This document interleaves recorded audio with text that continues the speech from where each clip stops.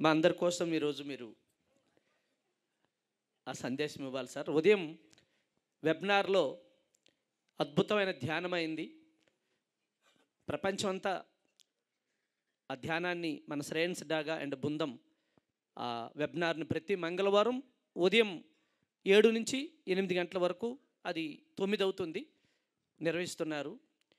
పత్రిజీతో ధ్యానం అయిపోయిన వెంటనే, పత్రిజీ సందేశం అయిన వెంటనే ఒక క్వశ్చన్ వేశారు మన శ్రేయన్స్ గారు. సార్, లెవెల్స్ ఆఫ్ కాన్షియస్నెస్ గురించి విస్తారంగా వివరించండి అని. Beautiful, wonderful and amazing concept చెప్పారు. ఒకసారి గట్టిగా చెప్పలు కొడదాం. అది ఈ మహాకరుణ ప్రసాదంగా ఆ 7 స్థితుల్ని దయచేసి వివరించండి సార్. మీరందరూ కుర్చీలో కూర్చుంటే చెప్తారు, లేకపోతే చెప్పను. రైట్.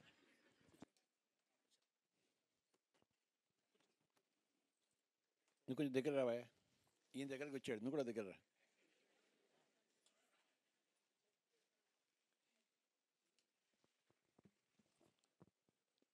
రాజుగారు కూర్చోండి.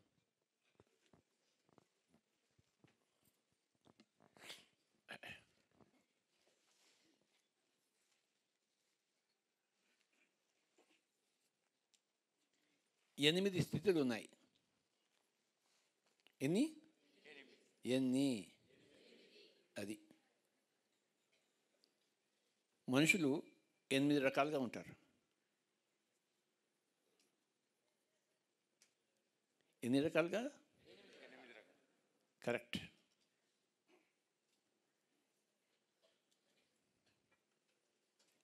ఫస్ట్ మూలాధారం. మనుషులు ఎలా ఉంటారు? తిండి కోసం బతుకుతారు, బతకడం కోసం తింటారు. నేను బతుకుతే చాలు, బతుకుతే బలుసాకు తినచ్చు,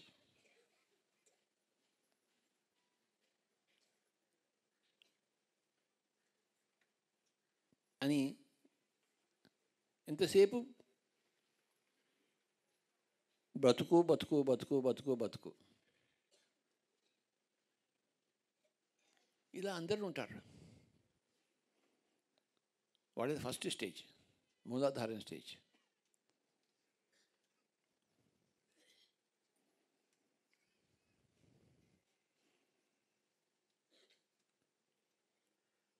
జీవితం అంతా ఎందుకు బతుకుతున్నారు అంటే బతకడం కోసమే బతుకుతున్నారు, ఇంకో లక్ష్యం లేదు. జంతువులన్నీ దేనికోసం బతుకుతున్నాయి? బతకడం కోసం బతుకుతున్నాయి అంతే. పొద్దున్నే వేటాడతాయి, తింటాయి, పడుకుంటాయి, మళ్ళీ పొద్దున్న చేస్తే మళ్ళీ వేటాడతాయి, మళ్ళీ పడుకుంటాయి. అలాగే ఉంటారు మనుషులు. ఇది ఫస్ట్ స్టేజ్ మనుషులు. అంటే జంతువులకి వాళ్ళకి తేడా లేదు. అవి చతుర్పాద పశువులు అయితే వీళ్ళు ద్విపాద పశువులు. ఎప్పుడు గడ్డి మేస్తూనే ఉంటారు, తింటూనే ఉంటారు, పడుకుంటూ ఉంటారు. ఇంకొక ఆలోచన లేదు. అది దాటిన తర్వాత రెండవ స్టేజ్ వస్తుంది. రెండవ స్టేజ్ ఏమొస్తుందంటే స్వాధిష్టాన స్టేజ్. స్వ అధిష్టానం. నేను గొప్పవాణ్ణి, నేను ఊరికి సర్పంచ్ కావాలి, నేను ఎమ్మెల్యే కావాలి,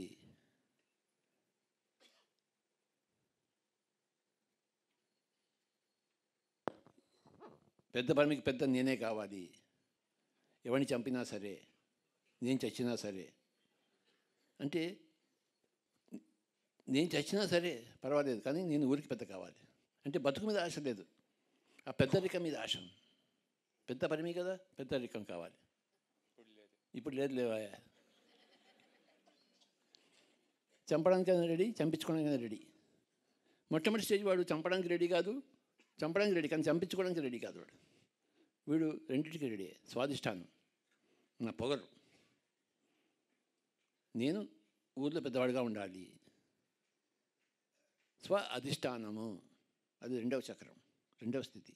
మొట్టమొదటి మూలాధారం, నేను బతకాలి అంతే.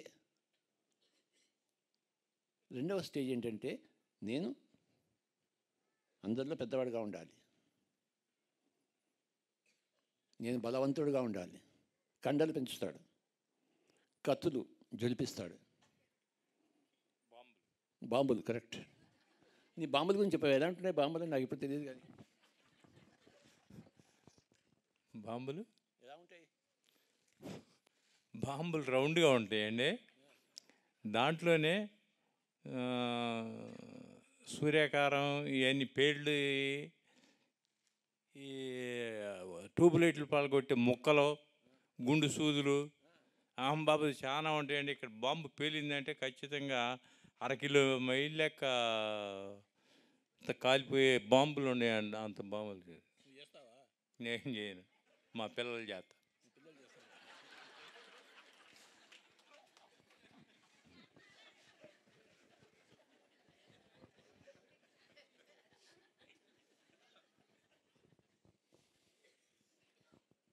ఇక మూడో స్టేజ్ ఏంటి అంటే మణిపూరక స్టేజ్. మణిపూరకం అంటే ఏంటి? పైన మణి ఉంటుంది, లోపల డొల్ల ఉంటుంది. వీళ్ళు పండితులు. పైన భగవద్గీత చెప్తారు, లోపల ఇంట్లో పెళ్ళాం వస్తేనేమో డాక్టర్ దగ్గర తీసుకెళ్తారు. అంటే ఇంట్లో పెళ్ళకి ఏదైనా వస్తే అది డాక్టర్ పనికి, పండితే పనికిరాదు, భగవద్గీత పనికిరాదు, డాక్టరే పనికి వస్తాడు ఆపరేషన్ చేసుకోవడానికి. అంటే మణిపూరకం. మాటలు బాగున్నాయి కానీ చేతులు బాగాలేవు. మాటలు బాగున్నాయి, మణులుగా ఉన్నాయి. అక్కడికి అది ఇంప్రూవ్మెంటే, కానీ చేతుల్లో లేదు. అది మణిపూరకం. ఫస్ట్ ఏమో మూలాధారము, వాడు తిండి కోసమే బతుకుతాడు. రెండవది పేరు ప్రతిష్టల కోసం బతుకుతాడు. వాడు కొన్ని రోజులు తిండి దొరకపోయినా పర్వాలేదు, కానీ వాడి పేరు కావాలి, ప్రతిష్ట కావాలి. అది స్వ అధిష్టానం. మూడవది మణిపూరకము, పాండిత్యం కావాలి. నోటు చెప్పడానికి పాండిత్యం కావాలి. వాడికి పిహెచ్డి కావాలి, వాడికి పండితుడు అనే బిరుదు కావాలి, వాడికి కంకణం కావాలి. వాడికి లోపల పట్టుకుంటే డొల్లగానే ఉంది వాడికి, ఎందుకంటే ఆత్మజ్ఞానం లేదు వాడికి. పూసుకున్నాడు, మసి పూసి మారేడుకాయ చేశాడు. అది మారేడుకాయ అవుతుందేంటి? బయట నుంచి అది కనబడుతుంది అంతే, మారేడుకాయలాగా. మసి పూసి మారేడుకాయ చేయడమే మణిపూరక చక్రం. అది మూడవ స్థితి.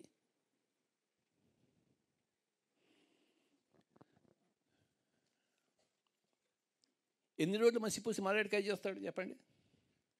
ఎవడో ఒకడు వస్తాడు కదా, ఇదంతా ఇది మసో, ఇది మారేడుకాయ కనే కాదు, నువ్వు కోతలు వస్తున్నావు, నువ్వు పాండిత్యం ఉంది కానీ అసలు సరుకు లేదు నీది అని చెప్పేసి అది బయటపడడానికి ఎన్నో రోజులు పట్టదు. అప్పుడు ఏమవుతుందంటే వాడు ఏడుస్తూ బతుకుతాడు. నిజమే, నేను ఊరికి షో ఆఫ్ చేశాను. అది ఏడుస్తుంటప్పుడు అది నాలుగో స్టేజ్కి వస్తాడు అన్నమాట. అంటే ఇంకా మాట్లాడడం మానేస్తాడు. ఆ మణితో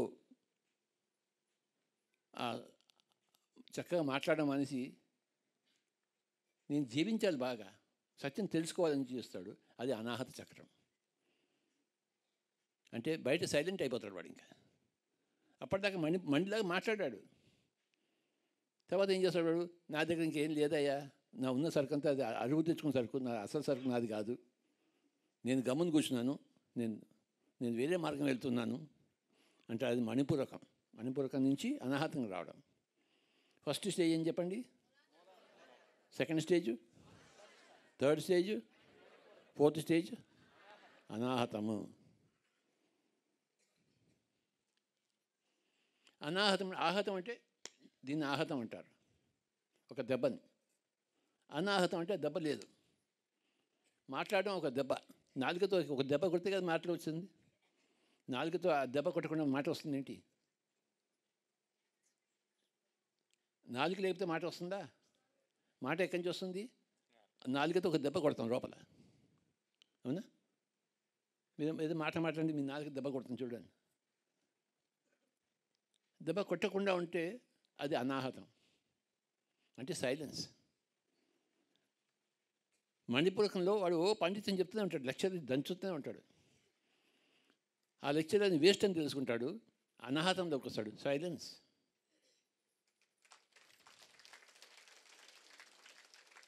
నా దగ్గర సరుకు లేదోయ్,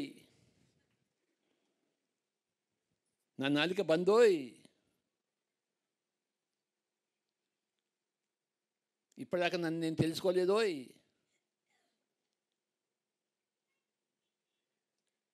పైన పటారం లోన లొటారంగా ఉన్నానోయ్. మసిపూసిన మారేడుకాయనోయ్. ఆ విధంగా నా జీవితం తగలబడింది రోయ్.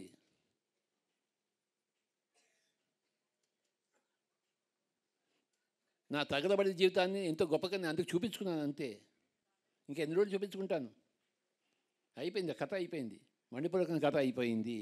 నేను సైలెంట్గా ఉన్నాను. ఇప్పుడు అనాహతము. నాలుక ఆడటం లేదు, ఆడదు. గమ్మున కూర్చున్నాను.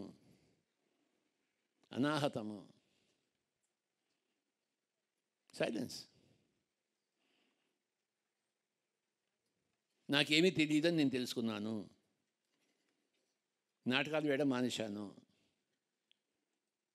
అనాహతం. ఫస్ట్ స్టేజ్ ఏం చెప్పండి? అంటే ఏమిటి? మూలాధారం అంటే తిని పడుకోవడం, తిని పడుకోవడం, తిని పడుకోవడం, తిని పడుకోవడం, తిని పడుకోవడం. ఆర్కిటిక్లో అంటే ఉత్తర ధ్రువం దగ్గర కొంతమంది తెగలు ఉన్నారు. వాళ్ళకి ఆకలి వేస్తే వాళ్ళ పిల్లల్ని చంపుకుని తినేస్తారు. ఆకలి, పిల్ల గిల్ల లేదు, వాడు పుట్టిన పిల్లల్ని వాడే చంపుకుని తినేస్తాడు. అంత ఆకలి. వాడే పుట్టించాడు పిల్లల్ని. ఆకలి వేసింది, తినేశాడు. అలాంటి వాళ్ళు ఉన్నారు. అంటే జంతువులు లాంటి వాళ్ళు అంతే. రెండవ స్టేజ్ ఏంటి? స్వాదిష్టానము. నేను ఊర్లో పెద్దవాడిని కావాలి, నేను చెప్పిన మాట అందరూ వినాలి, నేనే ప్రైమ్ మినిస్టర్ కావాలి.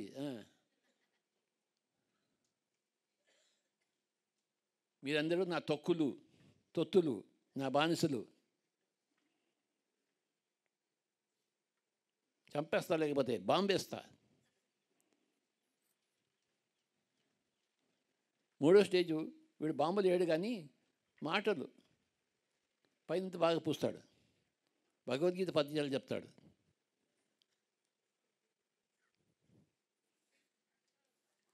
కానీ అసలు సరుకు లేదు. పైకి పండితుడికి చలామణి అవుతాడు. భాషా పాండిత్యం కావాలి వాడికి.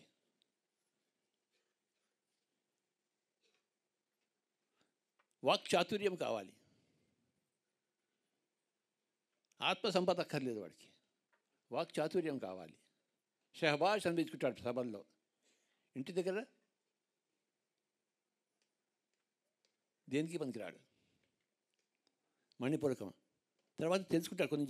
కొన్ని జన్మలు మూలాధారంలో జరిగిపోతాయి, కొన్ని జన్మలు స్వాదిష్టానంలో జరిగిపోతాయి, కొన్ని జన్మలు మణిపూరకంలో, కొన్ని జన్మలు అనాహతం. చెప్పారు అనాహతం సైలెన్స్. నాయన నన్ను నేను తెలుసుకున్నాను. ఏం తెలుసుకున్నా అంటే నాకేమీ తెలియదని నేను తెలుసుకున్నాను. నేను ఒట్టి వెధవను, పోజులు కొట్టాను, వాక్చాతుర్యం చూపించాను, కత్తి జొలిపించాను, కండలు పెంచాను, కానీ అదే నాకు సరుకు ఏమీ లేదు. I am silent. నన్ను వదిలిపెట్టేసాను ఆయన.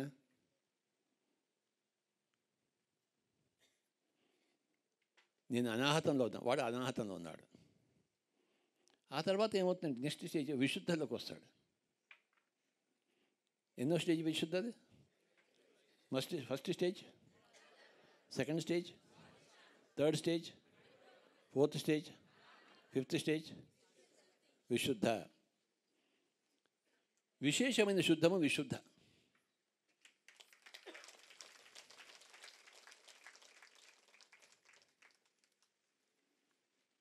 విశేషమైన నూతనం, వినూతనము. అంటే విశేషం.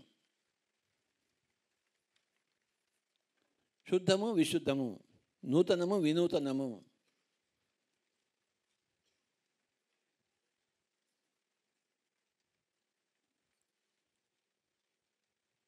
విశుద్ధం అంటే ఏంటి? లోపల కూడా శుద్ధము, బయట శుద్ధం ఇలాగ లోపల కూడా శుద్ధము.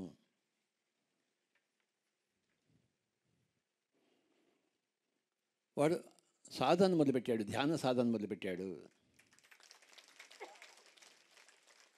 నోరు సైలెన్స్ అయిపోయిన తర్వాత ధ్యాన సాధన మొదలవుతుంది.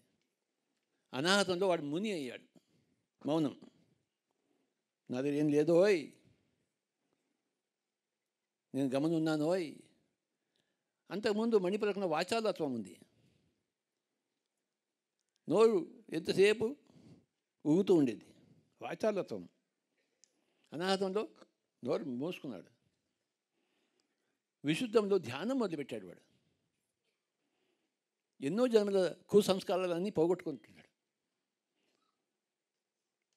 శుద్ధమవుతున్నాడు. బయట నుంచి శుద్ధం కాదు, లోపల నుంచి శుద్ధమవుతున్నాడు. ధ్యానంలో వచ్చినవాడు లోపల నుంచి శుద్ధమవుతాడు.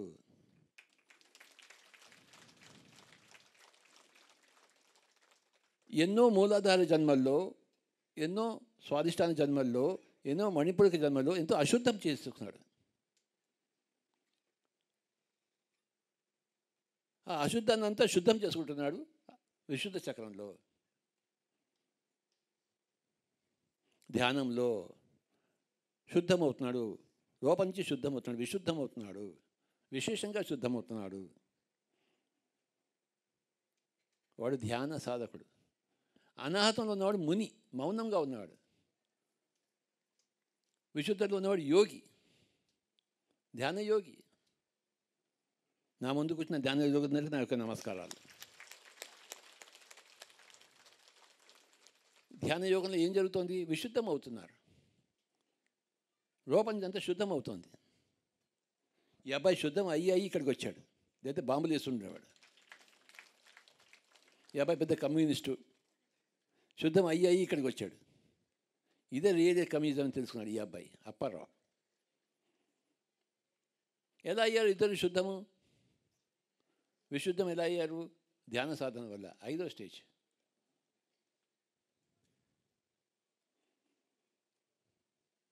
ఆరవ స్టేజ్ ఏంటి? ఆజ్ఞ. ఆజ్ఞ అంటే ఏమిటి? నువ్వు లోపల నుంచి శుద్ధం అయిపోయిన తర్వాత నీ నోటిలోని మాటే ఆజ్ఞ అవుతుంది అందరికీ. ఈ అబ్బాయి చెప్పాడు, అర్చకుడు కావాలన్నాను, ఎవడో తీసుకొస్తాడు, నేను నన్ను ఇక్కడ తీసుకొస్తాను అంతే, నేను ఒక వాహనంగానే ఉన్నాను. కానీ ఈ అబ్బాయి చెప్పడం వల్ల అవన్నీ జరిగిపోతాయి అక్కడ. సత్యం? అది సత్యం.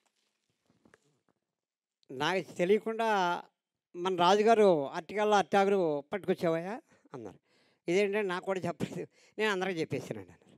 మీరు అందరికీ చెప్పేటం ఏంటండి? గురువుగారు చెప్పారా? గురువుగారు కూడా చెప్పాను, పర్వాలేదు, గురువుగారు నాకు చెప్పాలి, అప్పుడు నేను రెడీగా ఉంటాను. గుడి వాళ్ళకి వెళ్ళాం, సార్ పిలిచారు, అయ్యా రాజుగారు ఏదో కోరుతున్నారండి, నేను ఖాళీ జీబులతో ఉంటాను, నా దగ్గర నేను నిమిత్తం. సార్ ఇలా చూశారు, అన్నారు. అయ్యా మీకు గ్రాంట్ అయిందండి, పర్వాలేదు, మీకు ఎంతమంది ఉన్నా పర్వాలేదు అని చెప్పానండి. అది సార్. లోపలి విశుద్ధమైతే మన మాట ఆజ్ఞ అయిపోతుంది అందరికీ. అది ఆజ్ఞాచక్రము.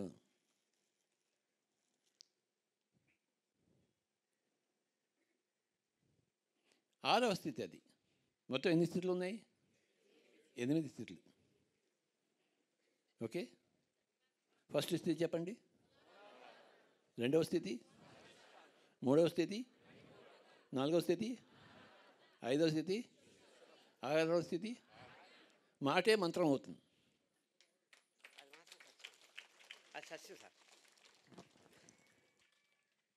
ఇది మీరు ఏమన్నా అనుకోండి, నాకు గొప్ప ఏమి కాదు. సందర్భాన్ని బట్టి ఎవరైనా ఏదైనా అడిగితే జరుగుద్ది ఎల్లవయ్యా, ఓ పెద్ద ఆలందకెళ్ళి కళ్ళు మూసి కూర్చో జరుగుద్ది అన్న కేసులు కొన్ని వందల వేల లక్షలు ఉన్నాయండి ఈ భూమి మీద. ఇది సత్యం సార్, ఇది మహాసత్యం, ఇది మహాసత్యం. నువ్వు లోపల విశుద్ధం అయితే నీ నోట్లో చూసే మాట ఆజ్ఞ అయిపోతుంది. నువ్వు మణిపూరకంలో ఉండి నువ్వు ఎన్ని మాట్లాడినా ఏది ఆజ్ఞ కాదు, అన్ని నీటిలో గీతలే. అవి నిలుస్తాయంటే నీటిలో గీతలు. నువ్వు లోపల విశుద్ధమైన తర్వాత ఏ మాట మాట్లాడినా అది ఆజ్ఞ అయిపోతుంది. First point. సెకండ్ పాయింట్ ఏంటంటే దాన్ని సుదర్శన చక్రం అని కూడా అంటారు. 6వ చక్రాన్ని ఏమంటారు? సుదర్శన చక్రము. ఇక్కడి నుంచి మీకు అన్నీ కనపడతాయి. ఇక్కడి నుంచి కనపడతాయి అందరికీ, కానీ ఇక్కడి నుంచి కనపడడం మొదలుపడుతుంది. ఇది మూడవ కన్ను స్థానము. ఇక్కడి నుంచి అన్ని కనపడతాయి. 6వ స్థితి సుదర్శన చక్రస్థం. ఇక్కడి నుంచి జన్మలు కనబడతాయి.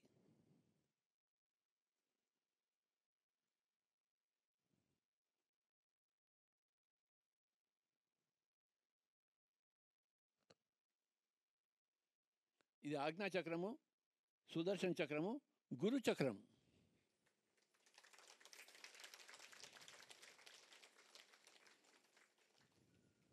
మూడు పేర్లు ఉన్నాయి దానికి.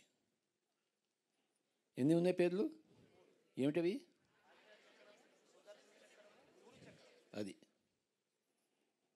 అది ఎన్నవ స్థితి? అది 6వ స్థితి. ఇక 7వ స్థితి ఏంటి?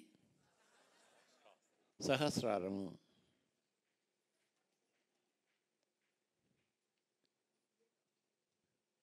ఏడవ స్థితి ఎలా ఉంటుంది?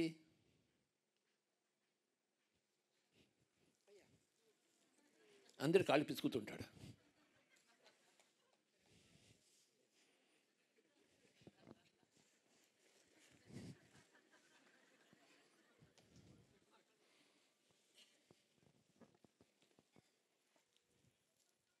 సేవ చేస్తుంటాడు అందరికీ.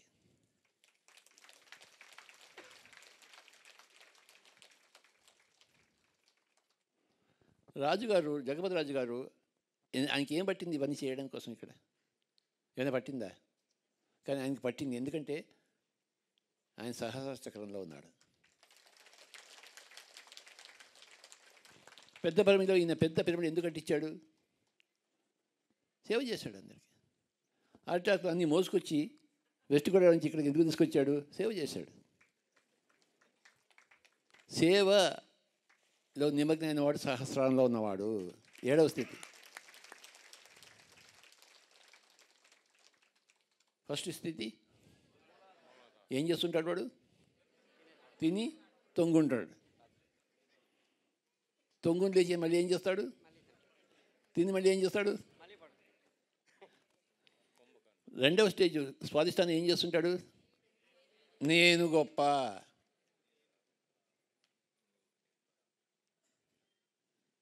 అని నానా కార్యాలన్నీ చేస్తుంటాడు వాడు. 3వ స్టేజ్ ఏంటి? చక్కటి మాటలు ఉంటాయి. మాట్లాడడం నేర్చుకున్నాడు. శ్లోకాలు వలించడం నేర్చుకున్నాడు.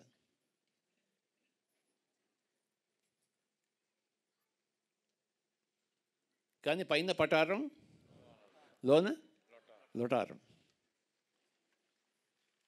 4వ స్థితి ఏంటి? అనాథం, సైలెన్స్.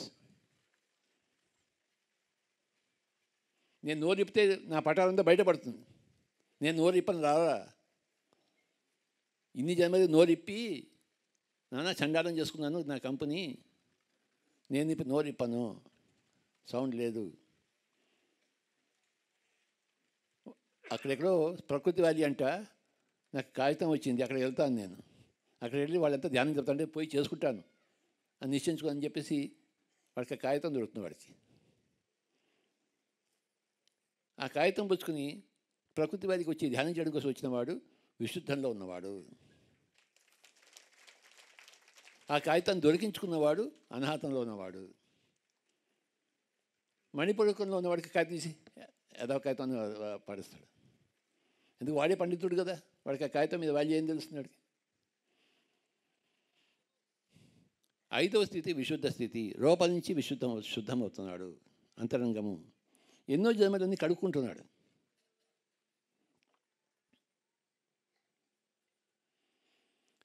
6వ స్థితి సుదర్శన స్థితి, 3వ కన్ను స్థితి.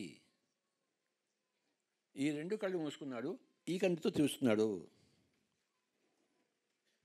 ఎంత గొప్ప స్థితి అది!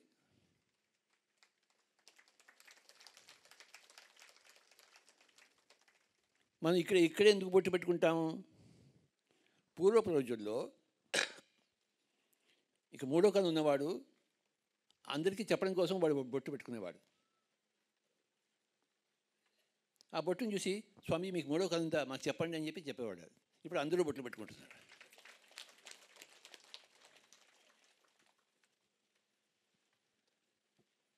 బొట్టు అలంకారం అయిపోయింది, అర్థం పోయింది బొట్టుకి, షో ఆఫ్ అయిపోయింది బొట్టు. అది షో ఆఫ్ కాదు. 7వ స్థితి ఏంటి? సహస్రారము, సేవ. పిప్పటి గారు సంగీత సేవ చేస్తూనే ఉంటారు ఆయన.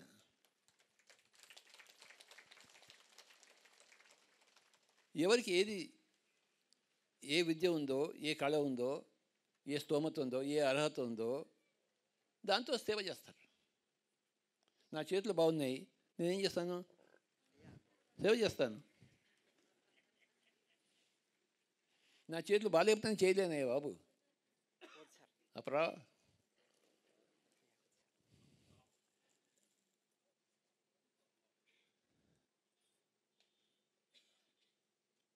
పిప్పటి గారి దగ్గర బాగా సంగీతం ఉంది, ఆయన సంగీత సేవ చేస్తాడు.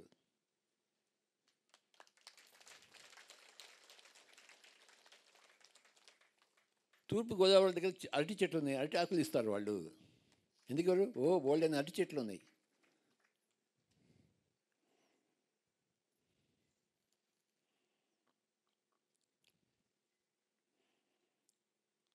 సేవలో నిమగ్నం అవుతారు. అది ఎన్నో స్టేజు? 7వ స్టేజ్. 7 స్టేజ్లు అయిపోయింది, ఇంకెన్నో స్టేజ్లు ఉన్నాయి?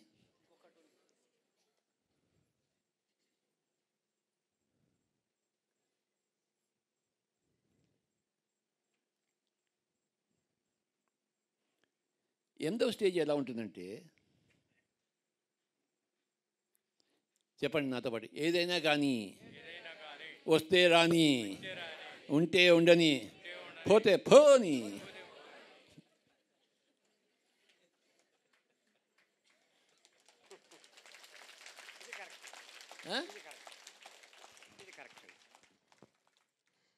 దీనికి ఉదాహరణ ఏమిటంటే, ప్రపంచ గోబుల్ అవార్డు ఇచ్చారంటే ప్రపంచం అంతా తలకిందులయ్యింది. మన సార్ అన్నారు ఉంటే ఉండనే, పోతే పోనే. మనమైతే ఇప్పుడు కొండెక్కి పిండి కొట్టేద్దు, నాకేదో వచ్చింది నాకేదో వచ్చిందని.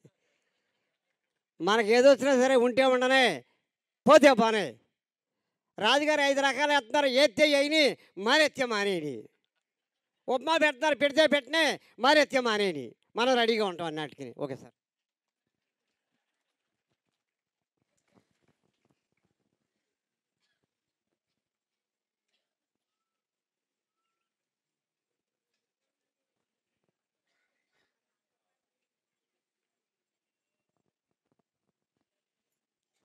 కనుక my dear friends, pyramid master అందరూ 8వ స్థితిలో ఉన్నవారు.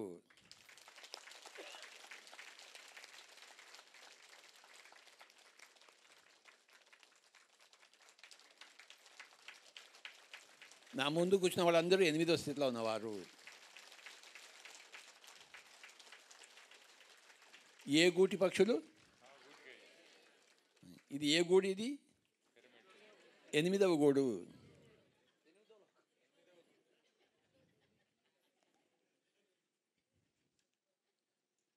ఏదైనా కానీ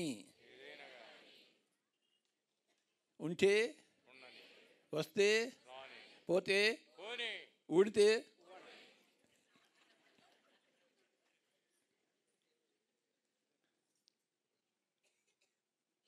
ఇదే అయ్యా నేను పొద్దున్న చెప్పింది అందరికీ, అంతే, అంతకన్నా ఏమీ లేదు.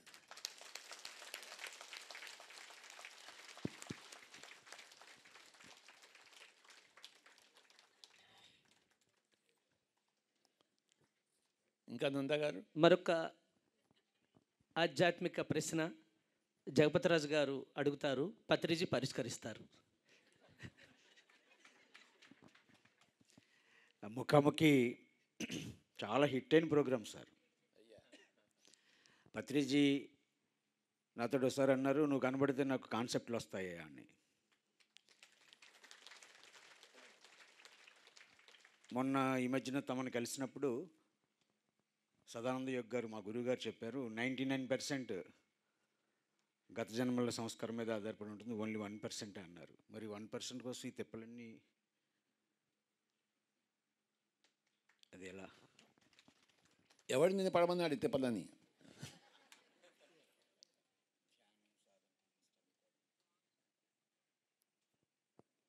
నేను ఇప్పుడు నీ ప్రశ్న అడుగుతాను, ఎందుకు తిప్పలు పడుతున్నావు కానీ నీకేం పోయే కాలం? ఎవరిని అలా ఉండకుండా ప్రతి వ్యక్తి ధ్యానం చేయాలి, పుస్తకాలు చదవాలి, ఇంకా ఏదో అవ్వాలి అని అనుకోవడం వల్ల ఈ సంస్కారాలు దహనం అవుతాయా? నాకు అది అర్థం కాలేదు. నీ క్వశ్చన్ నాకు అర్థం కావట్లేదు. అంటే ఏ క్వశ్చన్కి పోతున్నావు నువ్వు? గత జన్మల నుంచి ఉన్న సంస్కారాలను బట్టే ఈ జన్మలో అంతే మరి. అంతే మరి ఏదైనా గతం నుంచే వస్తుంది. వర్తమానం వచ్చేది భవిష్యత్తు కోసం. 99% గత జన్మ నుంచి వస్తుంది, 1% ఇప్పుడు యాడ్ చేస్తాం కాస్త. క్వశ్చన్ నాకు అర్థం కాలేదు. అదే అర్థమైంది సార్. ఏంటి అర్థమైంది? నేను తప్పుగా అర్థం చేసుకున్నాను మీరు చెప్పిన దాన్ని. అనేది అర్థమైంది. నేను ఏమనుకున్నానంటే ఈ జన్మలో నాలో ఉన్న మలినాలన్నీ తొలగించుకునే అవకాశం ఉందా, లేకపోతే గత జన్మ సంస్కారాన్ని బట్టి నేను అలా ఉండిపోతానా అనేది ఆ టైప్లో అర్థం చేసుకున్నాను. ఎవరైనా కానీ మంచి చేసినా చెడు చేసినా, తనకు తాను మంచి చేసుకున్నా తనకు తాను చెడు చేసుకున్నా, పక్క వాళ్ళకి మంచి చేసినా పక్క వాళ్ళకి చెడు చేసినా, అన్నీ గత జన్మల నుంచి వచ్చిన 99%. ఈ జన్మలో ఒక 1% యాడ్ అవుతుంది స్వ ఇచ్ఛ ద్వారా, స్వతంత్ర ద్వారా. అర్థమైంది సార్. సార్ తర్వాత మీకున్న సౌకర్యాలు మాకు కొన్ని ఉండవు, మీరు ఏది లోపల ఉంచుకోను అంటారు. ఇప్పుడు మేము ఏదైనా ఆర్గనైజ్ చేస్తున్నప్పుడు మీరు అన్నంత ఫ్రీడమ్గా ఎలా ఉంటే బాగుండు అని. ఆయన నువ్వు నాలాగా ఉండకు, నీలాగా నువ్వు ఉండు. నో కంప్లైంట్ నో జడ్జిమెంట్ అనేది చాలా కష్టమైపోతుంది సార్. నీలాగా నువ్వు ఉండబోయి, నీలాగా ఉండడానికి నీకేం కష్టం? నువ్వు నాలాగా ఉండమాక. నేను చేసింది చేయకు, నేను చెప్పింది చేయి.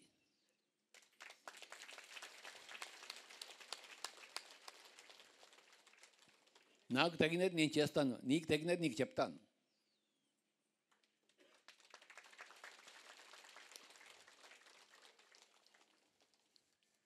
నీ స్వధర్మం ప్రకారం నీకేది అనిపిస్తుందో నువ్వు చెయ్యి. నా స్వధర్మం ప్రకారం నాకేది అనిపిస్తుందో నేను చేస్తాను. నా బట్టి నేను, కానీ నా బట్టి నువ్వు కాదు, నీ బట్టి నేను కాదు, ఎవరి బట్టి వాళ్ళే.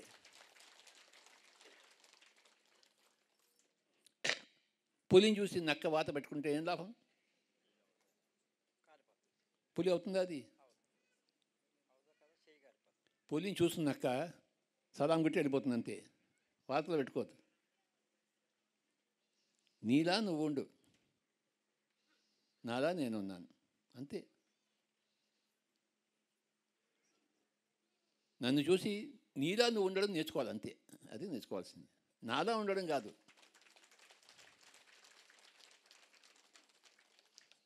అయ్యా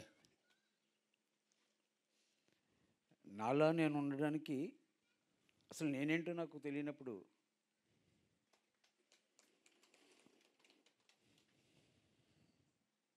నువ్వేమిటో నీకు తెలుస్తుంది. ఆయన తెలియకుండా ఎవరు లేరు, ప్రతి ఒక్కరికి తెలుసు వారేమిటో, ప్రతి ఒక్కరికి తెలుసు. నీ కడుపులో ఎంత ఆకలి ఉందో లేదో నీకు తెలుసా తెలీదా?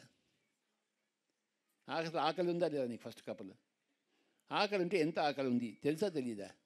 నీకు ఎవరైనా చెప్పాలి ఏంటి?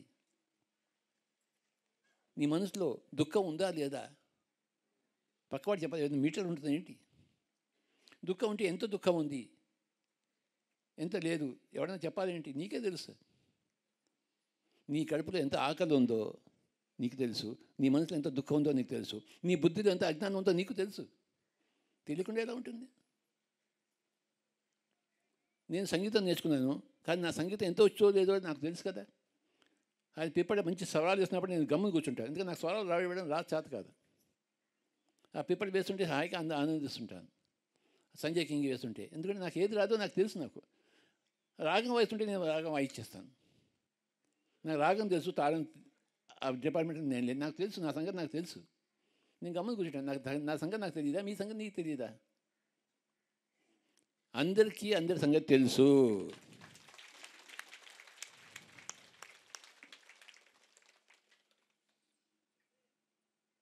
నువ్వు తెలిసిందని నువ్వు ఆచరించాలి అంతే.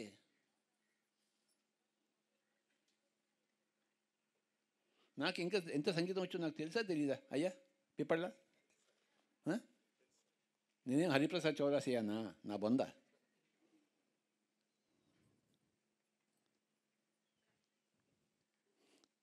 నా అర్హత ఉన్నప్పుడు నేను వాయిస్తాను, అర్హత లేనప్పుడు గమని కూర్చుంటాను, ఫ్లూట్ కింద పెట్టి కూర్చుంటాను.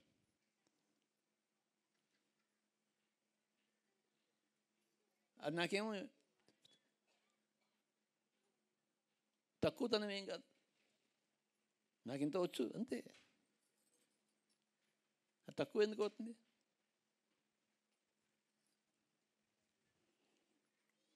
ప్రతి మనిషికి తెలుసు.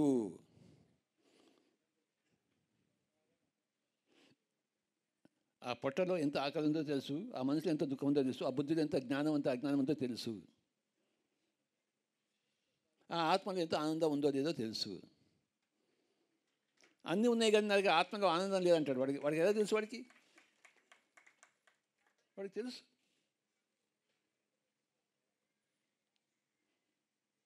మనకు తెలిసింది మనం ఆచరించాలి మన జీవితంలో, పక్క వాళ్ళ కోసం కాదు, మన కోసము.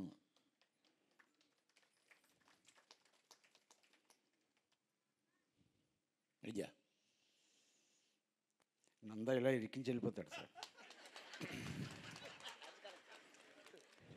నంద ఇరికిస్తుంటాడు, నువ్వు ఇరికిపోతుంటావు.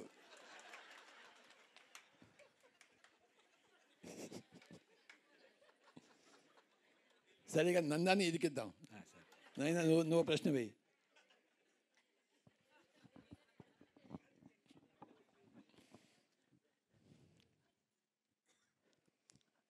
నేను ధ్యానము, ఈ ఆధ్యాత్మికత, ఈ ప్రపంచం వచ్చేటప్పటికి ఇది ఒకటి ఉందని కూడా నాకు తెలియదు. కొన్ని రోజులకి నాకు కొద్దిగా అర్థమైంది ఏంటంటే, అడిగితే దెబ్బలు తిట్లు తప్పవని. మరి అడగాలని నాకు ఎన్నో ప్రశ్నలు ఉండేవి. ఈ ధ్యానం ఏంటి? కళ్ళు తెరిచి కూర్చుంటేనే ఏ పని అవ్వట్లేదు, కళ్ళు మూసు కూర్చుంటే ఏ పని అవుద్ది? స్వామీజీ వచ్చాడు కాబట్టి ఏదో వాచ్యో చైనో ఉంగరమో వీబీదో ఇస్తే ఏదైనా అవుతుందేమో కానీ కళ్ళు మూసు కూర్చోండి అని చెప్పేదానికి ఈయన చెప్పడం ఎందుకు, వాళ్ళు కూర్చోవడం ఎందుకు, ఈ ప్రశ్నలు ఏమిటి, ఇది నిజమేనా అని ఒక ఉండింది. కొద్ది రోజుల తర్వాత అర్థమైంది ఏంటంటే, అందరినీ ప్రశ్నలు అడగమని ప్రోత్సహించేవాడిని నేను. ఎందుకంటే వాళ్ళు అడుగుతున్నారు, నాకు సమాధానాలు వస్తున్నాయి. ఆ సమాధానాలే ఎన్ని వేల మందికి పత్రిసారి సమాధానాలు చెప్పారో, ఆ చెప్పిన కాన్సెప్ట్లే ఈరోజు మనం అందరికీ మాట్లాడుతున్నాం. మనం మాట్లాడుతున్న ప్రతి మాట వెనకాతల, ప్రతి సందర్భంలోనూ మీరు ఎలా మాట్లాడారు, అక్కడ మీరు ఆ సిచ్యువేషన్ ఎలా హ్యాండిల్ చేశారంటే అక్కడ అనుభవం ఎలా ఉంటుందంటే, ఇందన కూడా జూమ్లో శ్రేయన్స్ గారు అడిగారు, 7 స్థితులు చక్కగా ఉన్నాయి.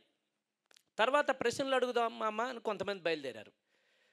పత్రికారు దగ్గర ఉన్న అద్భుతం ఏంటంటే, ఆ మనిషి ఒక్క నోటి మాట విప్పితే ఆ మనిషి ఏ చక్రంలో ఉన్నాడో, ఏ జన్మలో ఉన్నాడో అర్థమైపోతుంది. వాస్తవానికి పత్రికారు ఎప్పుడు ఒక వ్యక్తికి ఎక్కడ సమాధానం చెప్పలేదు, చెప్పరు కూడా. అదే సమాధానం చెప్తే మాత్రం అది సమాజానికి అందరికీ సమాధానమే. ప్రతి ఒక్క వ్యక్తి ఆ ప్రశ్న నుంచి సమాధానం ఇచ్చు. అందుకు ఆ ప్రశ్నలు ఒకప్పుడు అడుగుతుంటే నాకు చికాకు వచ్చేది, ఎందుకు వీళ్ళు దెబ్బలు కాస్తారు, ప్రశ్నలు అడుగుతారని. కానీ తర్వాత అర్థమైంది, ప్రశ్నించేవాడే పరమాత్మ.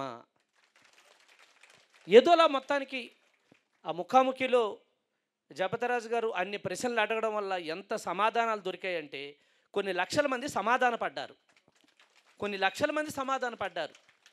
ఇప్పుడు కూడా ఆయనకే కాదు బాధలు, అందరికీ ఉన్నాయి. ఆయనకే కాదు, ఆ సందర్భం అందరి సందర్భం. మరి ఆ సమయంలో ఎలా హ్యాండిల్ చేయాలి? మరొక గొప్ప విషయం ఏంటంటే, ప్రశ్న చిన్నదైన సమాధానం చాలా క్లిష్టంగా చెప్తారు అందరూ. దాని జోలికి పోకుండా ఉంటే బాగుంది అనిపిస్తుంటుంది మనకి. కానీ పత్రి గారు ఎంత క్లిష్టమైన ప్రశ్న అయినా మీరు తీసుకురండి, సమాధానం చాలా సునాయాసంగా ఉంటుంది. అందరికీ అప్లికబుల్ అది. చదువు వచ్చిన వాడికి, రానివాడికి, తెలివి ఉన్నవాడికి, లేనివాడికి, అందరికీ అది అప్లికబుల్. బట్ దాని వెనకాతలో ఉన్న అంతరార్థం అంతా దేనితో ముడిపడి ఉంటుంది అంటే ధ్యానంతో ముడిపడి ఉంటుంది. ధ్యానంతో ముడిపడి ఉంటుంది. చాలామంది వస్తారు, ఇది కొంచెం కొన్ని రోజుల తర్వాత మాలా చుట్టూ ఉన్న వాళ్ళకి అనిపిస్తుంది మనం కూడా జాతకాల దుకాణం పెట్టియొచ్చు అని. ఎవరిని అడిగితే ఏమైనా ఉంది చెప్పొచ్చు కదా అని. కానీ ఒకళ్ళు వస్తారు, సార్ నాకు ఉద్యోగం రాలేదు సార్ అంటారు. అంటే నువ్వు ధ్యానం చేయవా నీకు ఉద్యోగం వస్తుంది అంటారు. అందరం చప్పట్లు కొడతాం, ఓహో ఇది గుర్తెట్టుకోవాలి. ఎవడైనా ఉద్యోగం రాలేని మన దగ్గరికి వస్తే ధ్యానం చేస్తే ఉద్యోగం వచ్చేద్దని చెప్పేయచ్చు, కాపీ అయిపోయింది కదా, నో ప్రాబ్లం. మరొక 10 నిమిషాల తర్వాత ఎవడో పెళ్ళి అవ్వలేదు సార్ అని వస్తాడు, ధ్యానం చేయవా నీకు పెళ్ళి అయిపోతుంది. ఓహో పెళ్ళికి కూడా ధ్యానం చేస్తే పెళ్ళి అయిపోతుందా, ఓకే అదే చెప్పేద్దాం. ఇంకోటి వస్తాడు, సార్ నాకు విడాకులు కావాలి సార్ అవ్వట్లేదని. సార్ అయితే సమాధానంలో మార్పు లేదు, నువ్వు ధ్యానం చేయి నీ విడాకులు అయిపోతాయి. ఇప్పుడు చెప్పండి, మొత్తానికి మొత్తం మన మైండ్ బ్లాంక్ అయిపోద్ది. కానీ అది చెప్పే తీరు, ఆ సందర్భం, ఒక ప్రశ్న ఎవరైనా అనాహతంలో ఉండి ఉండి ఉండి తట్టుకోలేక ఆహతం అయితే పత్రిక దగ్గరికి వస్తే చాలామంది చాలా రోజులు చాలా క్లాసులకు వెళ్తాం. పత్రిక దగ్గర పబ్లిక్గా ఉన్నప్పుడు ఎనీ క్వశ్చన్ అడగండి షూట్ మీ అంటారు. సార్ ఏమీ లేదంటారు. ఎవరు అసలు మొత్తం బుద్ధుల్లో అయిపోయినట్టు నటిస్తారు. భోజనం చేసి బయలుదేరాలనుకున్నప్పుడు అందరూ ఆ చుట్టూ తిరుగుతుంటారు. అక్కడ ఎందుకు తిరుగుతున్నారంటే గురువు గారిని కలవాలి. ఎందుకు గురువు గారిని కలవాలంటే ఏదో చెప్పాలి. ముందేమో ఏమీ లేదన్నారు, గురువు గారి దగ్గరికి వెళ్ళి కూర్చుంటే అన్నమయ్య కంటే వాడు తాతలా చెప్తారు, అన్నీ తరగవు. సార్ అలా వింటుంటారు. సార్ ఏం చెప్తారంటే, ఎవరైనా అలా వచ్చి మన దగ్గర అలా ఆ నోరు విప్పితే వాళ్ళ దగ్గర లోపట ఉన్నది అక్కర్లేదు అనుకున్నంత బయటికి వెళ్ళిపోతుంది. మనం ఏం చేస్తామంటే ఎవరిని నోరిపనివ్వం. మనకు తెలిసినటువంటి చిట్కాలు ఏవో 2 చెప్పేసి ఆ సమస్యను మరింత పెద్దది చేసి వాడు వెళ్ళిపోతే వీడి సమస్య ఇదని ఊరందరికీ చెప్పేస్తాం. అది సిరిగి శాట్ అవుతూ ఉంటుంది. కాబట్టి సార్ని నేను ప్రశ్నలు అడిగే బదులు అందరినీ ప్రశ్నలు అడగమని ప్రోత్సహిస్తుంటాను. సమాధానాలు నాకు దొరుకుతుంటాయి, అది ప్రపంచానికి అందించవచ్చు. ఎన్నో కాన్సెప్ట్లు. సార్ ఎప్పుడు ఏది ప్రిపేర్ అవ్వలేదు. ఎక్కడో ఒక దగ్గర ఒక ప్రశ్న, ఒక ప్రకృతిలో ప్రయాణం, ఒక సందర్భంలో వారి నోటి నుంచి జలపాతంలో వస్తే అది ఒక పెద్ద శాస్త్రం అయిపోతుంటుంది. విఆర్ పిరమిడ్ మాస్టర్స్ కావచ్చు, ఆ ధ్యాన జగత్తులో పత్రిజీ ప్రతి సందేశం, తులసి దళంలో ప్రతి సందేశం ఏ పుస్తకాల్లో లేవు, ఏ గ్రంథాల్లోనూ లేవు. ఒకవేళ ఉన్నా అది మన బోటి వాళ్ళకి ఎప్పటికీ అర్థం కాదు. అటువంటి వాటిని అతి సులభంగా అంత పెద్ద కాన్సెప్ట్ని చతుర్విధ పురుషార్థాలు, ఇందాక సార్ చెప్పినట్లు 4 సంవత్సరాలు చెప్తారు దాన్ని. ఈలోపు ఏది చతుర్విధమో ఏది పురుషార్థమో ఏదో మనకు తెలియదు, కొనసాగుతూ ఉంటుంది అది. కానీ అట్లా తేల్చేశారు, దాన్ని సరిచేసేశారు. ధర్మ అర్థ కామ మోక్షాలు అని ఉంటాయి. ఆ వరుస చెప్తే ఏమీ అర్థం కాదు మనకి. సార్ ఒకే ఒక చిన్న చేంజ్ చేశారు, కామార్థ ధర్మ మోక్షాలు అయిపోయింది, అందరికీ అర్థమైపోయింది. అది కామ అర్థ ధర్మ మోక్షము. అదే కనుక అది అలా సరిచేయకపోతే మరొక 40 సంవత్సరాలు చదివినా మనకు అర్థం కాదు. మనం ఏం చేస్తాం, కామి కాని వాడు మోక్షగామి కాడు కదా, కాబట్టి ముందు కామిగా అయిపోదాం, అక్కడ ఆగిపోదాం అనుకుంటాం. ఎక్కడో ఒకటి ఉంటుంది. ఇలా సారు సమయాన్ని, ఇటువంటి సందర్భాల్ని సద్వినియోగం చేసుకోవడానికి మనకు కొంతమంది మాస్టర్స్ ఉంటారు. జగపతి రాజు గారు ఉంటారు. తిట్లు కొట్లు ఆయనకి పడతాయి, మనకేమైంది, సమాధానాలు మనకు వస్తాయి. సో ఈరోజు ఈ సెషన్ ఎంతో అద్భుతంగా జరిగింది. గట్టిగా చప్పలు కొడదాం.